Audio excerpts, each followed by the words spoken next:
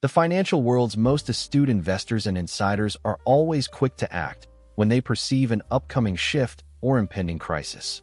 They tend to be the first to move, ahead of the masses, capitalizing on opportunities or shielding themselves from imminent disaster.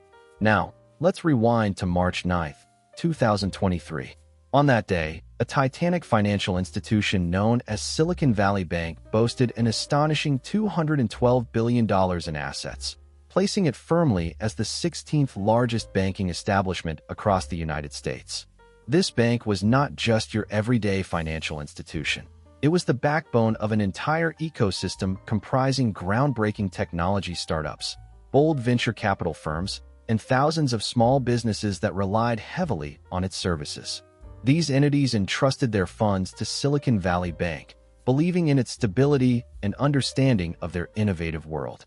And just a day later, March 10th, things took a catastrophic turn. Silicon Valley Bank, which had been a symbol of growth and innovation in the tech sector, suddenly collapsed. This event marked the second largest bank failure in the entire history of America, sending shockwaves through the financial landscape. But behind this rapid unraveling lies a much more complex and unsettling story, one that many would prefer to remain hidden. What most people are unaware of is the fact that, in the weeks leading up to the collapse, certain insiders and key players had already begun to act. While the broader market and the general public remained oblivious, these influential figures started to sell off their holdings. Esteemed bank executives quietly unloaded shares worth an astonishing $84 million, effectively cashing out before the chaos ensued. Venture capitalists, those who had fueled countless startups' dreams, began discreetly moving their funds elsewhere, preparing for the inevitable. Meanwhile, wealthy clients of the bank received personal phone calls, private warnings imploring them to withdraw their funds. But the ordinary depositors, the small business owners, startup employees, and everyday investors were left entirely in the dark. They were caught completely off guard, with no advance notice, no warning call, no indication that their banking safe zone was about to turn into a disaster zone. Accounts were suddenly frozen, businesses found themselves unable to access their money, and many entrepreneurs watched helplessly as their ventures crumbled overnight. This is the story of knowledge withheld, of crucial information being known long before the general public was ever informed, of insiders gaining a significant advantage while millions faced devastating losses. It's a story about how certain individuals amassed wealth and secured their positions, all while the wider community lost everything. While newspapers and media outlets celebrated Silicon Valley's era of relentless innovation, and when tech leaders promised endless growth, a select few, those with privileged knowledge, were already preparing to exit. They identified signs and signals long before the cracks grew into chasms too wide to ignore. They detected the faint scent of smoke long before a blazing fire consumed the entire landscape. The crucial question isn't whether this collapse was inevitable, because evidence suggests it was imminent. Instead, it's about understanding what the insiders knew when they knew it, and how they exploited that knowledge for their own benefit. The critical truth is that the smartest investors and the most connected players always move first. If history is any guide, in March of 2023, they didn't hesitate. They fled the sinking ship, doing what savvy market participants have always done in moments of crisis. To truly grasp how Silicon Valley Bank was brought to its knees, we need to understand what the bank was like in the years before that fateful month. Picture the scene back in 1983. Silicon Valley was just beginning its transformation into the global center of technology and innovation that it remains today. At that time, Apple had recently launched the Macintosh, a groundbreaking personal computer that marked a new era of computing. Venture capital was flowing freely, fueling the rapid emergence of countless startups, a flood of ideas, inventions, and entrepreneurs taking shape in garages across California. These nascent companies, often lacking significant revenue or profits, depended heavily on financial institutions knowledgeable about their unique needs.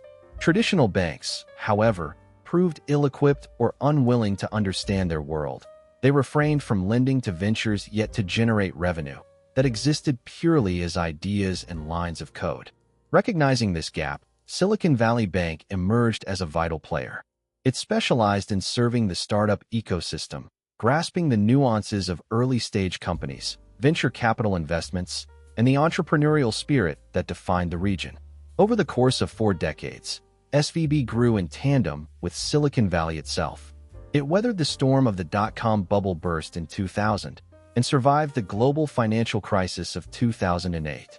By the year 2023, it was no longer just surviving. SVB was thriving. It had accumulated assets amounting to over $212 billion and served approximately 40,000 clients. Every significant tech startup, from fledgling enterprises to the emerging giants, kept their accounts at SVB. They couldn't simply leave all that cash idle.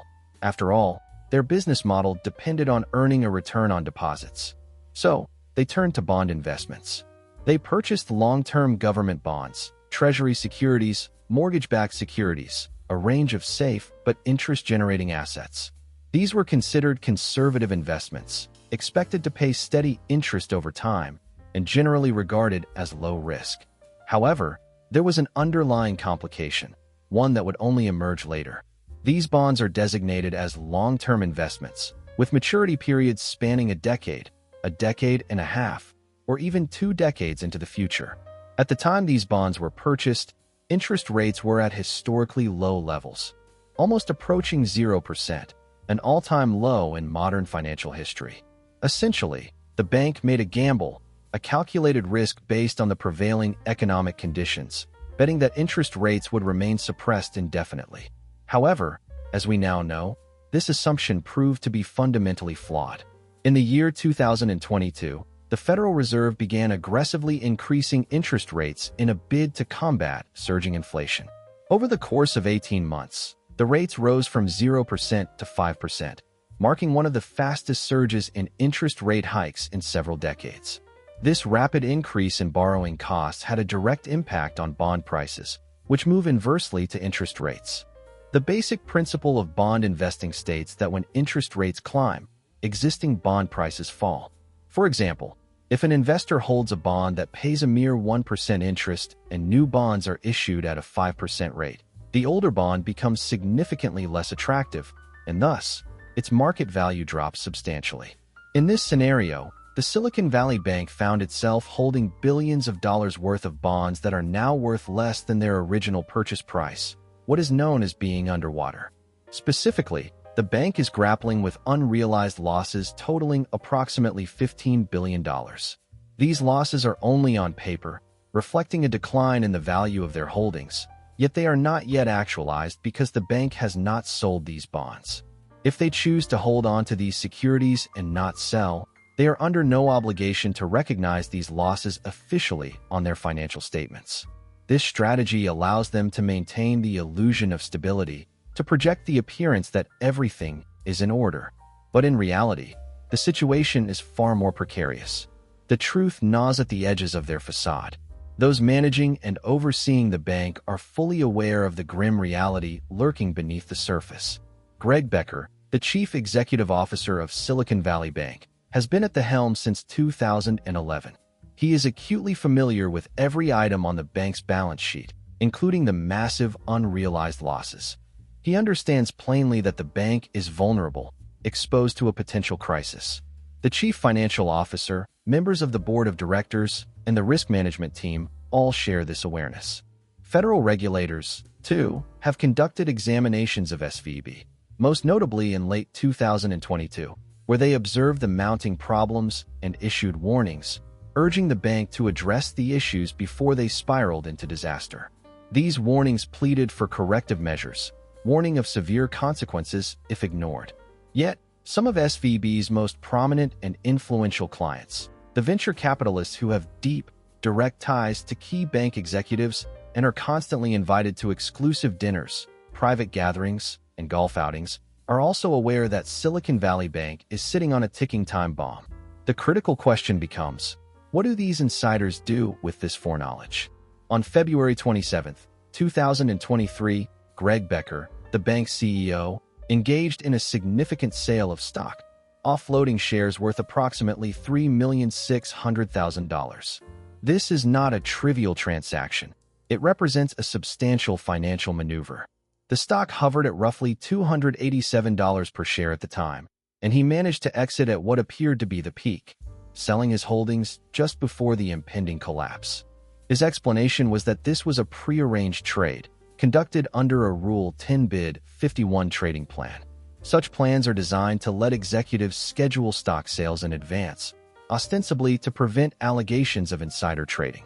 While this is not uncommon in corporate America, the timing of this particular sale raises eyebrows. It occurred on February 27th, while the bank was on the brink of failure. Just 12 days later, on March 10th, Silicon Valley Bank would officially collapse, ceasing operations and causing its stock to become worthless.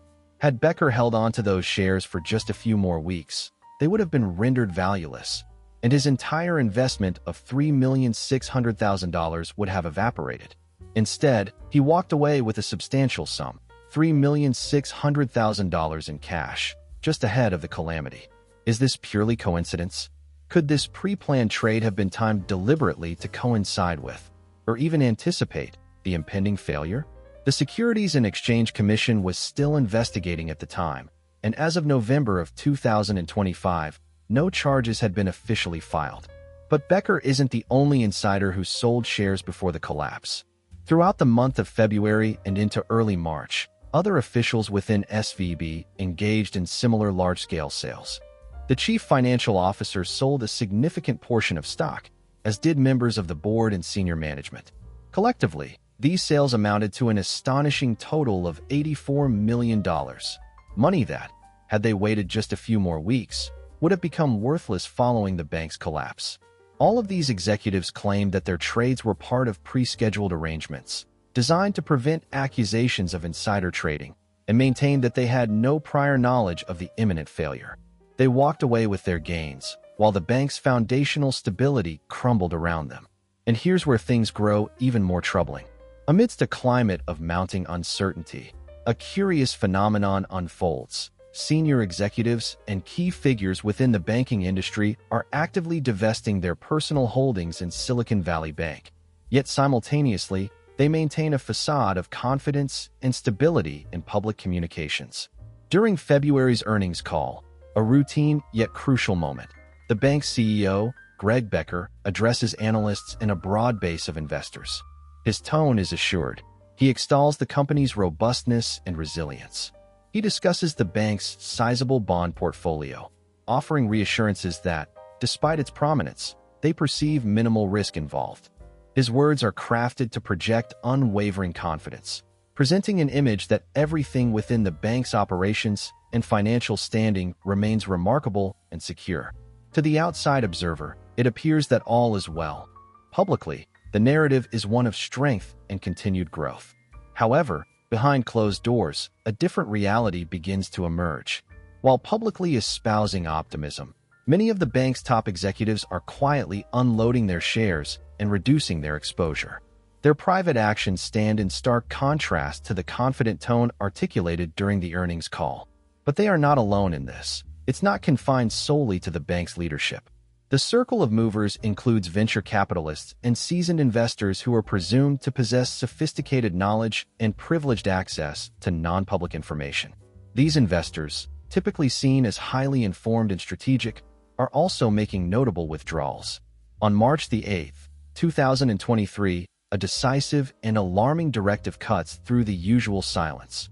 Peter Thiel's renowned venture capital firm, Founders Fund, instructs its portfolio companies explicitly to withdraw all their funds from Silicon Valley Bank. This is not merely a suggestion or a cautious tip. It is an unequivocal command. The message is clear. Take your money out immediately. Such a directive raises immediate questions. What do they know that the general public remains unaware of? Why this urgency now? Sources indicate that Founders Funds concern centers on the bank's deteriorating financial health. Their alarm, reportedly, stems from issues concerning SVB's bond holdings, specifically, the sizable unrealized losses embedded within that portfolio. In essence, they fear that the bank's financial stability could be compromised, risking collapse. Their apprehension prompts them to issue a stark, no-nonsense instruction. Get your money out now, before it's too late. And notably, these prominent investors obey. When a trusted, influential fund like Founders Fund issues such a directive, its targeted companies promptly act, moving their assets out of SVB without hesitation. Yet, what is striking is what these large funds choose not to do. They do not issue public warnings or alerts to the wider depositors or the general public. They do not broadcast their concerns on social media or send out press releases cautioning everyone to withdraw their money. Instead, they operate quietly, moving their resources behind closed doors, confident that their network and influence will drive others to follow suit.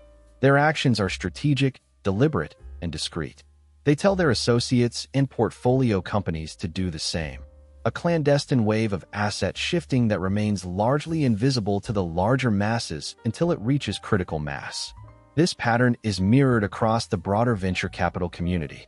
During the first week of March, several leading firms, such as Sequoia Capital, Union Square Ventures, Coda Management, and Bessemer Venture Partners, undertake similar secretive withdrawals. They transfer significant amounts of capital from SVB to larger, more stable financial institutions, including giants like JP Morgan Chase, Bank of America, and Wells Fargo. These moves are executed with calm precision rather than panic. There is no frantic rush, no signs of chaos. Instead, a meticulous and strategic effort designed to safeguard their assets. They anticipate that the cracks in SVB's foundation could soon turn into chasms, and they want to be on the safe side before the impending collapse becomes inevitable. This foresight characterizes the essence of smart money. Those who can see the impending risks and act before catastrophe strikes. Meanwhile, the bank's high-net-worth clients, such as influential tech founders, top executives, prominent investors, and members of Silicon Valley's elite, are also contacted during these early days of March. The institution's private banking division, which manages accounts holding tens of millions of dollars for its wealthiest clients, reaches out with subtle, seemingly friendly suggestions. These calls are not official warnings, but instead are framed as casual advice. You might want to consider diversifying your holdings, or it could be prudent to move some of your funds to other financial institutions as an insurance. The recipients of these calls are predominantly those with substantial sums, such as investors holding $10 million or more, or startup founders with hundreds of thousands of dollars in their operational accounts. For them, these calls are a subtle alert, an indication that their assets may be at risk. Conversely, small business owners or startups with modest funds, perhaps only a few $100,000, are left unaware until it is too late. They receive no warning, no friendly advice, no signal that signposts danger.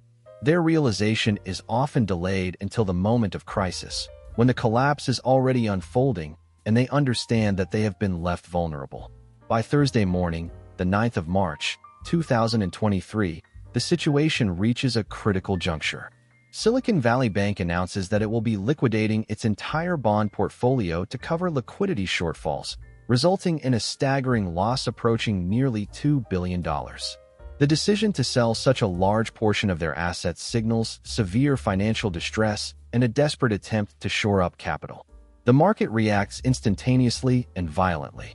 Within minutes, SVB's stock plummets by 20%, then 30%, and shortly afterward, 40% as investors panic and sell off their holdings en masse. Fear begins to ripple through the heart of Silicon Valley's tight-knit community. Spurred by social media, group chats burst with anxiety, questions, and rumors.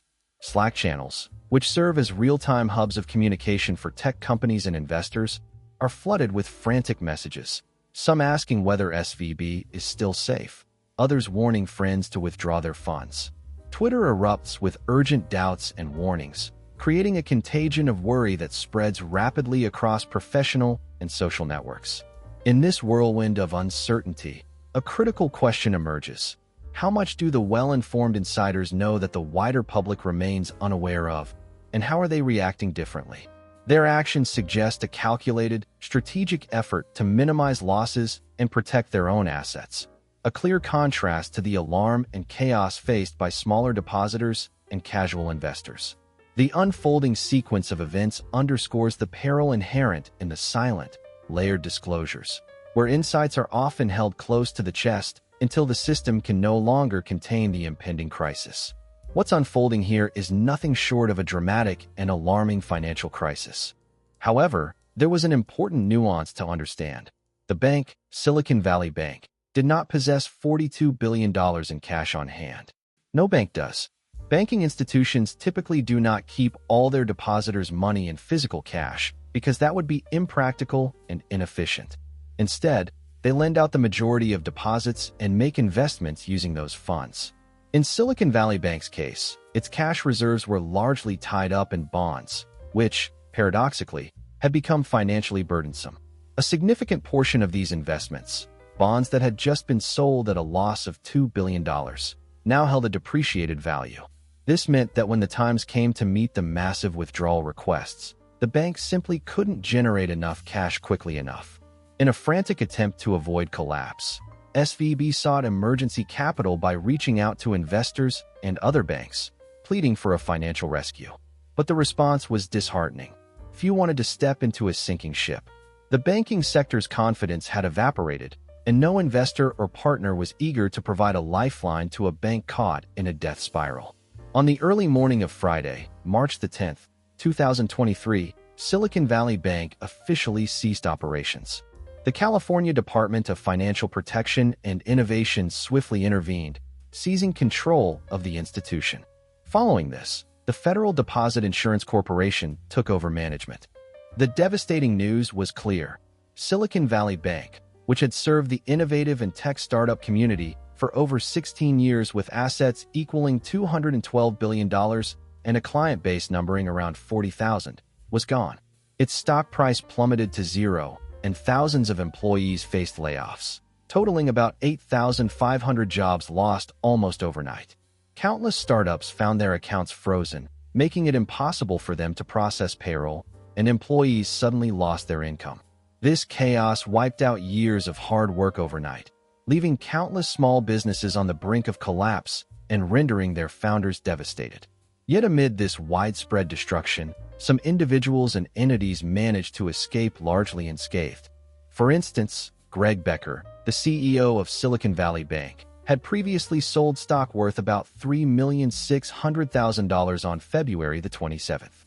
Although that money was secured in his personal bank account, the shares he sold are now worthless, but he had managed to exit before the collapse. Other top executives, who had liquidated their holdings earlier in February and March, also managed to protect their assets. In total, around $84 million were secured through stock sales that would have been entirely obliterated had they not sold in time. Similarly, prominent venture capital firms such as Founders Fund, Sequoia Capital, Union Square Ventures, and Coda Capital took preemptive action. They withdrew their funds before the crash and instructed their portfolio companies to do the same. As a result, many of those companies managed to get their money out intact. Moreover, select wealthy clients who had access to exclusive private banking services received personalized calls and moved their funds ahead of the chaos, thus avoiding losses. The venture capitalists and ultra-wealthy investors, who maintained direct lines of communication with SVB's top executives, naturally knew about the impending disaster and acted accordingly. Meanwhile, the ordinary depositors, the startups, small businesses, and their employees suffered a different fate. Most lost everything, or nearly so, except for one critical event that unfolded shortly afterward. On Monday morning, March the 13th, 2023, the federal government announced an unprecedented intervention, a full bailout of all SVB depositors. Every single deposit, whether insured by government guarantees or not, would be protected and made whole. The taxpayers would cover the losses. This was an extraordinary move because the Federal Deposit Insurance Corporation's usual insurance only protected up to $250,000 per account. But in this case, the government deemed these funds essential. Given that massive technology companies and influential clients had millions or even billions stored at SVB, they believed these entities were too important to fail. And so, in a historic decision, the entire deposit base was protected. Eventually, after days of frantic panic, missed payrolls, and desperate searches for emergency funding, everyone's money was returned. The government's intervention prevented an even larger economic fallout, but it also marked a significant deviation from standard banking practices and established a dangerous precedent. In the end, the chaos revealed how fragile even seemingly robust financial institutions can be and underscored the importance of prudent risk management and transparency when it comes to safeguarding economic stability. Despite the fact that Silicon Valley Bank managed to recoup its losses, it happened only because the government stepped in to intervene, providing a bailout after convincing federal officials that the situation was a widespread, systemic crisis threatening the entire financial ecosystem.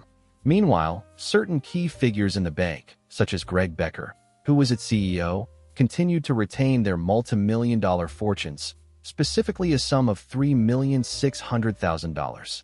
The high-ranking executives within the organization also kept their enormous paychecks, amounting to an aggregate of $84 million, despite the turmoil. The venture capitalists who had earlier exited their investments managed to do so without losing a single dollar, having sold their holdings at opportune moments. Conversely, the individuals and entities left to suffer the consequences included the bank's ordinary shareholders, some of whom remained unaware of the impending crisis, as well as employees who lost their jobs in the fallout. Most painfully, American taxpayers ended up footing the bill through the federal bailout, which was financed by public funds. In this scenario, the insiders, the people closest to the decision-making and the action, clearly emerged as the winners, walking away with their wealth intact. Everyone else, however, faced significant losses and hardship. Following the collapse, a wave of questions began to circulate and demand answers. One of the most pressing issues was whether Greg Becker, the CEO, had engaged in insider trading. Another concern was whether the senior executives had prior knowledge that the bank was on the brink of failure when they chose to sell their stock holdings. The usual response from these insiders was that their trades had been prearranged and no secret knowledge had influenced their decisions. Greg Becker's legal representatives issued a statement claiming that the sales conducted on the 27th of February had been part of a structured trading plan established months before the crisis, under the provisions of Rule 10b-1, which permitted automatic execution of trades according to a predetermined schedule.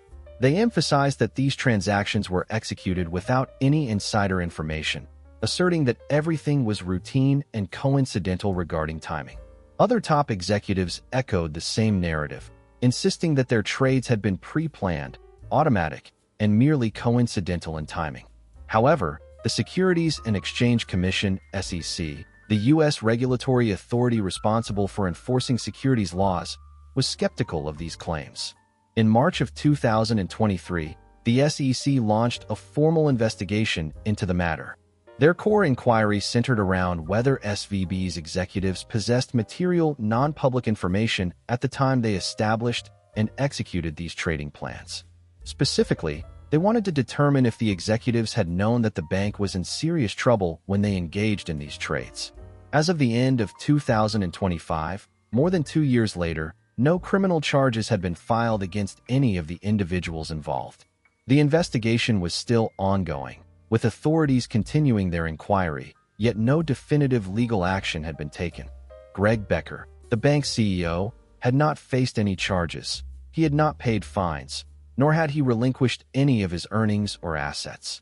Meanwhile, Becker himself was able to live comfortably, enjoying his considerable wealth, while approximately 8,000 employees of the bank remained in search of new jobs. Shareholders responded by filing multiple lawsuits, bringing legal action against the bank's top brass and board members.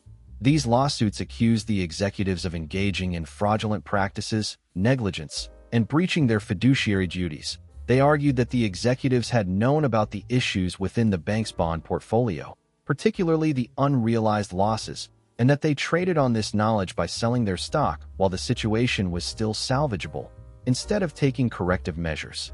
The plaintiffs contended that these actions ultimately contributed to the bank's failure. However, these legal cases were still in progress, with no final settlement or resolution yet achieved because the judicial process in such matters often proceeds slowly. Meanwhile, the executives involved kept the proceeds from their trades, accruing their gains without consequence. At the same time, congressional hearings were convened to scrutinize the events surrounding the bank's collapse. During these hearings, Greg Becker testified before committee members, who questioned him vigorously about the timing of the stock sales, the apparent failures in risk management, and whether he and his team had truly been unaware of the impending crisis. Becker offered apologies, acknowledging that mistakes had been made and expressing regret about what had transpired. He stated that he felt terrible about the situation but did not commit to returning any of the money gained through these transactions, a point nobody explicitly asked him to address. Subsequently, the Federal Reserve, responsible for overseeing banking operations, released a detailed report admitting that they had failed to recognize the warning signs early enough. The Fed acknowledged that their supervision of SVB had been inadequate and that earlier actions could have mitigated some of the damage. They promised to improve their oversight practices, enforce more rigorous regulations, and enhance their ability to detect vulnerabilities in the future. Nevertheless, despite these admissions, none of the insiders who benefited from the crisis faced any repercussions or disciplinary measures. The individuals who profited from the failing system remain unpunished. This leads to a stark truth about insider trading and financial misconduct. It is almost impossible to prove conclusively. To secure a conviction, prosecutors must demonstrate that a person had access to specific, non-public information, that they traded stocks based on that knowledge, and that they did so with intent to deceive or profit illicitly. Moreover, executives often retain skilled lawyers who exploit every legal loophole and defend their clients vigorously. The common defense of pre-planned, automatic trades, in particular, is difficult to disprove, making it an effective barrier against conviction in many cases. Certainly, the timing of certain financial events often raises eyebrows, yet proving beyond doubt that insiders had prior knowledge remains an immense challenge. Is there concrete evidence that the individuals involved meticulously orchestrated their trades with malicious intent? Or can one convincingly demonstrate that the entire trading strategy was executed in outright bad faith? The difficulty lies in the fact that such cases are exceedingly hard to pin down with certainty, and prosecutions, if they occur at all, are relatively rare. As a result, a distressing pattern persists, repeating itself over decades. Insiders systematically liquidate their holdings just before market crashes or financial disasters occur. These insiders often claim that their trades were pre-planned, based on legitimate strategies or signals, and that they had no knowledge of any impending catastrophe. He testified before Congress, expressed remorse, but in the end, he kept his vast wealth intact. A similar story unfolds in the case of Enron, the energy giant that disintegrated in a scandal of staggering proportions. During the early 2000s, top executives such as Kenneth Lay and Jeffrey Skilling liquidated substantial amounts of company stock, about $1.1 billion, while publicly concealing the fact that their financial reports were entirely fabricated. They understood full well that the company's claimed profits were nothing more than fraudulent numbers designed to inflate stock prices. As the truth unraveled, Enron collapsed at the end of December 2001, wiping out approximately $7 billion in employees' retirement savings. Shareholders lost their investments en masse, and thousands faced total financial devastation. While Lay and Skilling were eventually convicted of fraud and conspiracy, they were not prosecuted for insider trading because they had already sold their holdings before the collapse. Their money was secured, their profits preserved, regardless of the ruin they helped bring upon others. Reaching further back, we encounter the catastrophic events of the stock market crash of 1929. Joseph Kennedy, the father of future U.S. President John F. Kennedy, reputedly pulled out of the stock market entirely in early 1929, recognizing the dangerous levels of speculation, leverage, and overinflated prices. His shrewd insight allowed him to avoid the devastating crash of October 29, when the market plummeted, causing widespread economic despair. While millions of everyday Americans watched their savings evaporate, Kennedy had positioned himself to profit from the ensuing downturn. He even went so far as to believe that he could profit by short-selling stocks during the chaos.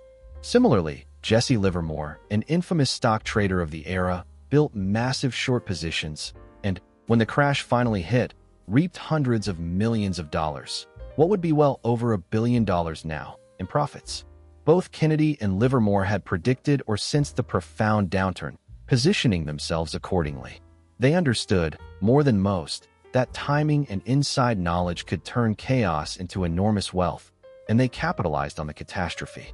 This recurring pattern spans over a century and reveals the same basic sequence of events. First, insiders possess advanced knowledge of impending trouble due to access, privileged information, or a keen understanding of market signals. They see the warning signs before the general public or small investors do. Next, they take steps to safeguard themselves by selling off assets, moving their funds out of harm's way, or alerting their most trusted associates to prepare for the worst. As the crisis begins to unfold and chaos erupts, ordinary people, unaware or unable to act quickly enough, suffer devastating losses, losing jobs, savings, or entire businesses. Meanwhile, the insiders, having already taken measures, deny any foreknowledge, claiming that the timing was coincidental or that no one could have predicted the disaster. Investigations often follow, but they tend to yield little substantive result because successfully proving insider trading is inherently difficult. Lawyers and legal protections serve the interests of the powerful. Eventually, these insiders continue to profit as regulations are introduced or reforms promised, often accompanied by declarations that such events will never happen again. Yet, history shows that similar cycles repeat, each time with slight variations, but always following the same fundamental pattern. The core sequence remains consistent.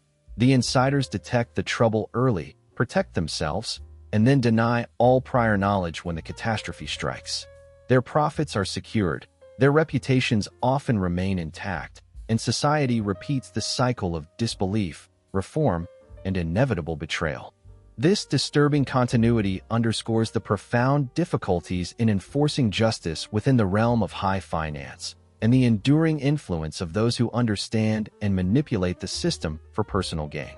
Throughout different years and in various companies, a disturbing and relentless pattern continues to unfold, one that seems almost automatic in its repetition. This persistent cycle raises an important question. Why does this scenario keep recurring over and over again? The answer lies in the very fabric of the underlying system, which has been intentionally designed in such a way that these events are not only predictable, but also difficult to prevent. The laws meant to regulate insider trading, for instance, contain numerous loopholes that savvy players exploit. These legal gaps allow certain individuals to execute prearranged trades without fear of prosecution, effectively shielding them from the consequences that might deter others. Furthermore, efforts to combat insider trading are often ineffective because prosecutions are rare, complicated, and rarely lead to convictions. It's a nearly impossible task to police these covert activities fully. The deeper issue, however, is rooted in a fundamental conflict of interest. Those who stand to gain the most from an opaque and manipulated system are frequently the very people responsible for creating and enforcing its rules. This creates a cycle where political figures and regulators are influenced, directly or indirectly, by powerful financial interests. Politicians often accept campaign donations from Wall Street, which in turn sways policy decisions. Meanwhile, regulators, those entrusted with overseeing compliance, are sometimes offered lucrative job opportunities with the very firms they are supposed to oversee, blurring the lines between regulation and corporate benefit. This interconnected web ensures that no real effort is made to eradicate insider trading because everyone at the top benefits from its continued existence. The game is fundamentally rigged, a system stacked against ordinary people, systematically tilted to favor those in power. The sinister truth is that the rules are written by those who hold the most influence, and they create an environment where their advantage is secured at everyone else's expense. This pattern of manipulation and concealment was vividly illustrated as recently as March of 2023, when Silicon Valley Bank suddenly collapsed. The government stepped in swiftly to protect depositors, containing the crisis and appearing to have resolved the problem. Yet, this quick fix concealed an uncomfortable reality. The underlying vulnerabilities that led to SVB's downfall remained unaddressed. In truth, those perilous conditions still existed and had, in fact, worsened over time. Across the United States, regional banks are facing similar threats that mirror the issues that felled SVB. Massive unrealized losses on bond portfolios have become increasingly common. Moreover, the context hasn't shifted, interest rates stay high, and many of these bonds are still underwater, meaning they have lost value compared to their original purchase price. By early 2024, New York Community Bank nearly failed due to these same problems. The signatures of its distress were unmistakable: mounting bond losses, growing concerns among depositors, and a sharp decline in its stock price. The bank barely managed to avoid collapse. But it's not an isolated incident. Other regional financial institutions are also struggling, with their stock values plummeting and their bond holdings remaining underwater, deeply affected by the persistent interest rate environment. Adding to the instability, commercial real estate loans are starting to default at increasing rates, straining the financial stability of many regional banks. And what is the response of insiders in these institutions? They are selling off their shares again, quietly, discreetly, without making headlines or causing widespread alarm. By examining SEC filings, particularly the Form 4 disclosures, a document insiders are required to file when they trade their company's stock, one can observe that high-level executives at these banks have been steadily offloading their shares throughout the years 2024 and 2025. This pattern of insider sales occurs without fanfare, kept out of the media spotlight, yet its significance cannot be ignored. These transactions suggest that those inside these institutions are aware of the brewing trouble, possibly recognizing problems that ordinary depositors and investors remain unaware of. Do they possess some insider knowledge that the public does not? The consistent history says yes. Insiders always seem to be the first to know, and they capitalize on that knowledge before anyone else is aware. Meanwhile, venture capitalists and highly connected players are vigilantly monitoring the situation. They are already making their withdrawal plans, knowing precisely which banks are vulnerable to collapse. If another institution begins to wobble, they will move quietly and efficiently before the panic spreads and causes a full-blown crisis.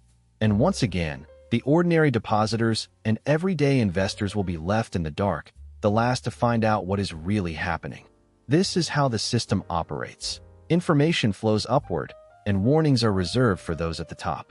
The wealthy and well-connected receive early alerts, sometimes via direct phone calls, giving them crucial time to act.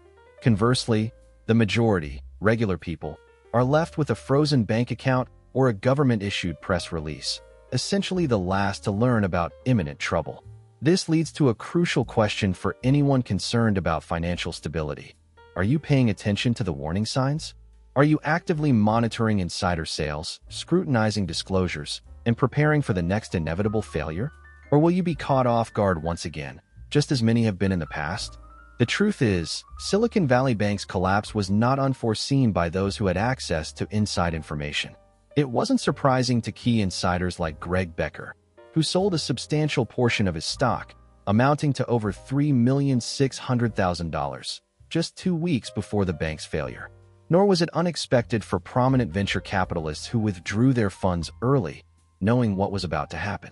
It was only a shock, a surprise, to everyday observers and ordinary depositors, those who operate on publicly available information and are less equipped to anticipate trouble.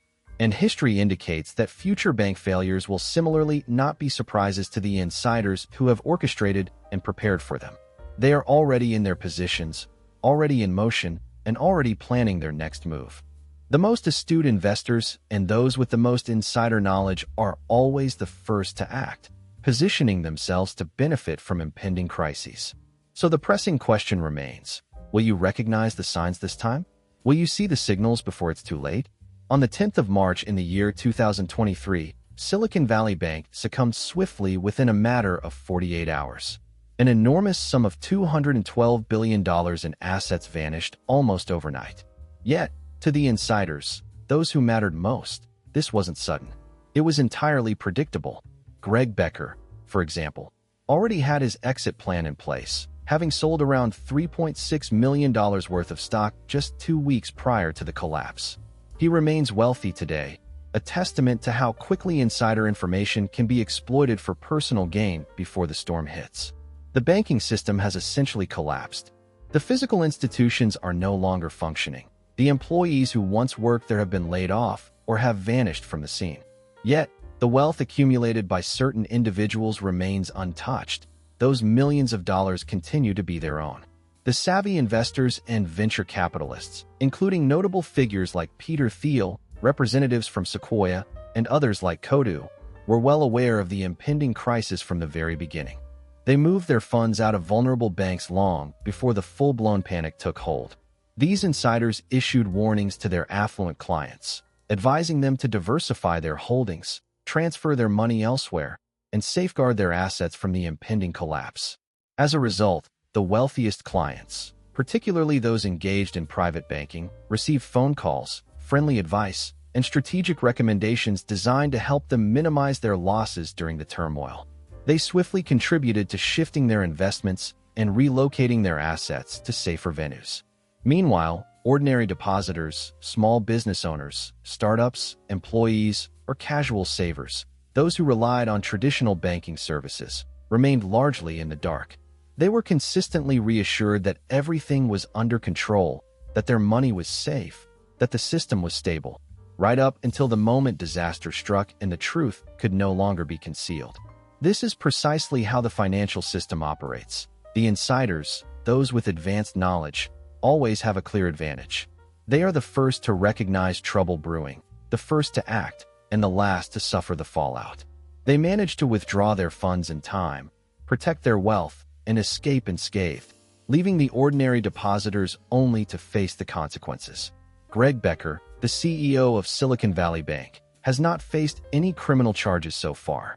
He has not returned the $3.6 million he earned, nor has he been held accountable for any misconduct. Instead, he appeared before Congress to deliver an apology for the bank's failure, and then simply walked away from the scandal. Meanwhile, he amassed a staggering $84 million from sales of company shares, all of which he retained and shielded through premeditated trading strategies designed to protect his personal assets. These tactics created a fortress around his wealth, shielding him from the fallout of the banking collapse. In stark contrast, thousands of Silicon Valley Bank employees lost their jobs, the layoffs reaching around 8,000 individuals, while countless small businesses teetered on the brink of failure. Only a government bailout prevented a complete economic disaster, and ultimately, taxpayers footed the bill for that rescue. This dynamic reveals a disturbing truth. While insiders like Becker pocketed their millions, the financial breakdown was not some unpredictable accident. It was a meticulously planned transfer of wealth, moving assets from trusting customers to those with prior knowledge. If you are interested in identifying the next impending bank failure before it happens, stay alert. I am actively monitoring insider sales, tracking patterns of withdrawals, and analyzing subtle warning signals that those in power prefer to hide from the public eye. The upcoming videos will focus on current executives, such as bank leaders selling off their stock holdings in real time, offering insights into what might be coming in the next few years, possibly by 2025. I invite you to share your thoughts on this. Should Greg Becker face criminal charges for insider trading, or was his behavior merely an example of shrewd investment moves? What is your opinion? And here is a crucial question for you to ponder. What are the inner circles of banking insiders doing at this very moment? Are they quietly selling off assets? Are they moving money discreetly, preparing for something significant? If they are, then that is your warning sign, your critical signal that something is gravely wrong within the financial system. Because, as history repeatedly demonstrates, the shrewdest investors are those who act first. They see vulnerabilities and signs of trouble before they escalate into full-blown crises. They sense the smoke before the flames appear, and they know how to escape before disaster strikes. The real question is whether you will recognize these signals in time or remain oblivious, holding a frozen bank account and wondering how everything fell apart, why no one warned you, why the signs were hidden. History may not repeat itself exactly, but its patterns never lie. And the clear pattern suggests that those with insider knowledge already understand what is coming next. They are prepared. Are you?